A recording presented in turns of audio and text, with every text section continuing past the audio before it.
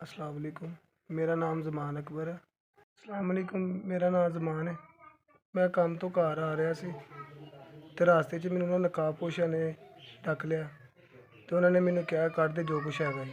ਤੇ ਮੈਂ ਉਹਨਾਂ ਨੂੰ ਕਿਹਾ, ਮੈਂ ਕਿਹਾ ਮੇਰੇ ਕੋਲ ਯਾਰ ਕੋਈ ਸ਼ੈ ਨਹੀਂ ਹੈ, ਮੇਰੇ ਕੋਲ ਬਸ ਆ ਮੋਬਾਈਲ ਹੀ ਹੈ। ਉਹਨਾਂ ਨੂੰ ਮੋਬਾਈਲ ਦਿੱਤਾ ਵੇ ਤੇ ਕਹਿੰਦੇ ਨਹੀਂ ਤੇਰੇ ਕੋਲ ਹੋਰ ਵੀ ਪੈਸੇ ਆਏ ਨੇ, ਔਰ ਜੇਬਾਂ 'ਚ ਹੱਥ ਮਾਰਿਆ ਤੇ 100 ਰੁਪਇਆ ਨਿਕਲਿਆ ਵੇ। ਉਹਨਾਂ ਨੇ ਕਿਹਾ ਤੂੰ ਝੂਠ ਬੋਲਿਆ ਵੇ ਤੇ ਉਹਨਾਂ ਨੇ ਮੈਨੂੰ ਦੋ ਫੈਰ ਮਾਰ ਦਿੱਤੇ ਨੇ, ਇੱਕ ਮੇਰੀ ਲੱਤ ਤੇ ਮਾਰਿਆ, ਦੂਸਰਾ ਮੇਰੇ ਗੋਡੇ ਤੇ ਤੀਸਰਾ ਜਾਣ ਲੱਗਾ ਫਿਰ ਗੁੱਸੇ ਦੇ ਨਾਲ ਪਤਾ ਨਹੀਂ ਕੀ ਹੋਇਆ, ਉਹਨਾਂ ਦਿਲ 'ਚ ਆਇਆ, ਉਹਨਾਂ ਨੇ ਮੇਰੇ ਬਾਜ਼ੂ ਤੇ ਵੀ ਇੱਕ ਗੋਲੀ ਮਾਰ ਦਿੱਤੀ।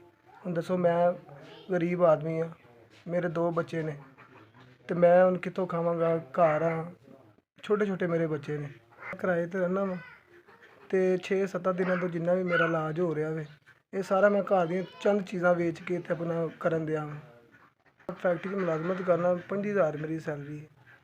ਦਿਹਾੜੀਦਾਰ ਬੰਦਾ ਵਾ, ਜੋ ਦਿਹਾੜੀ ਲਾਣੀ ਹੈ ਉਹ ਹੀ ਮਿਲਣੀ ਹੈ, ਠੀਕ ਹੈ।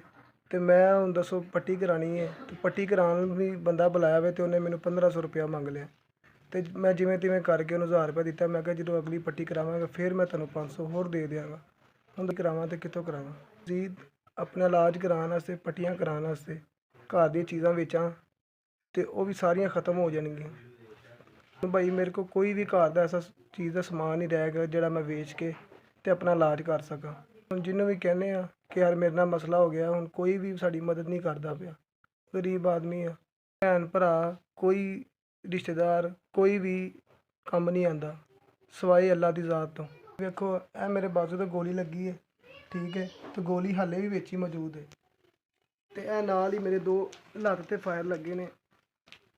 ਇੱਕ ਇੱਥੇ ਗੋਲੀ ਲੱਗੀ ਹੈ ਤੇ ਇੱਕ ਇਹ ਗੋਲੀ ਲੱਗੀ ਹੈ ਤੇ ਡਾਕਟਰਾਂ ਨੇ ਕਿਹਾ ਵੇ ਕਿ ਭਾਈ ਤੁਹਾਡੀ ਗੋਲੀਆਂ ਨਿਕਲ ਜਾਣਗੀਆਂ, ਲੇਕਿਨ ਇਹ ਵੇ ਕਿ ਹਾਲੇ ਤੁਹਾਡੇ ਪੱਠੇ ਦੇ ਵਿੱਚ ਗੋਲੀਆਂ ਲੱਗੀਆਂ ਨੇ ਤੇ ਜੇ ਮਜ਼ੀਦ ਕਰਾਂਗੇ ਤੇ ਤੁਹਾਡਾ ਬਲੱਡ ਸਾਰਾ ਜ਼ਾਇਆ ਹੋ ਜਾਏਗਾ। ਭਾਈ ਮੈਂ ਬਹੁਤ ਗਰੀਬ ਆਦਮੀ ਹਾਂ ਤੇ ਮੇਰੀ ਥੋੜ੍ਹੀ ਜਿਹੀ ਤੁਸੀਂ ਮਦਦ ਕਰ ਦਿਓ, ਤੁਹਾਡੀ ਬੜੀ ਮਿਹਰਬਾਨੀ ਹੋਏਗੀ। अस्सलाम वालेकुम भाई। जिस भाई ने ਮੈਨੂੰ ਪੈਸੇ ਭੇਜੇ ਨੇ, ਅੱਲਾ ਉਹਨਾਂ ਨੂੰ ਜ਼ਿੰਦਗੀ ਦੇਵੇ, ਤੰਦਰੁਸਤੀ ਦੇਵੇ, ਉਹਨਾਂ ਦੇ ਬੱਚਿਆਂ ਦੀ ਸਲਾਮਤੀ ਕਰੇ।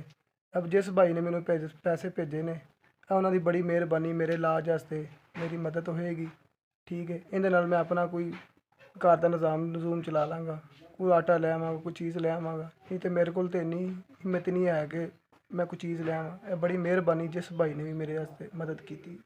ਜਿੰਨੇ ਭਾਈ ਨੇ ਮੈਨੂੰ 10,000 ਰੁਪਇਆ ਭੇਜਿਆ ਵੇ, ਇਹਦੇ ਨਾਲ ਮੈਂ ਆਪਣੀ ਹੁਣ ਘਰ ਦੀਆਂ ਚੀਜ਼ਾਂ ਲੈ ਆਵਾਂਗਾ, ਘਰ ਰਾਸ਼ਨ ਲੈ ਆਵਾਂਗਾ, ਹੁਣ ਪੱਟੀਆਂ ਪੁੱਟੀਆਂ ਕਰ ਲਾਂਗਾ। ਜਿੰਨੇ ਮੈਨੂੰ ਭਾਈ ਨੇ ਪੈਸੇ ਭੇਜੇ ਨੇ, ਅੱਲਾ ਉਹਦੀ ਤੰਦਰੁਸਤੀ ਕਰੇ, ਜ਼ਿੰਦਗੀ ਦੇਵੇ, ਉਹਨਾਂ ਦੇ ਬੱਚਿਆਂ ਦੀ ਸਲਾਮਤੀ ਕਰੇ। ਬੜੀ ਮਿਹਰਬਾਨੀ ਭਾਈ ਤੁਹਾਡੀ। ਕਿਸੇ ਭੈਣ ਭਰਾ, ਕਿਸੇ ਰਿਸ਼ਤੇਦਾਰ ਨੇ ਮੇਰੀ ਮਦਦ ਨਹੀਂ ਕੀਤੀ, ਤੁਹਾਡੀ ਤਰਫੋਂ ਮੇਰੀ ਮਦਦ ਹੋਈ ਹੈ ਤੇ ਲਿਹਾਜ਼ਾ ਤੁਹਾਡੀ ਬੜੀ ਮਿਹਰਬਾਨੀ, ਸ਼ੁਕਰੀਆ ਤੁਹਾਡਾ।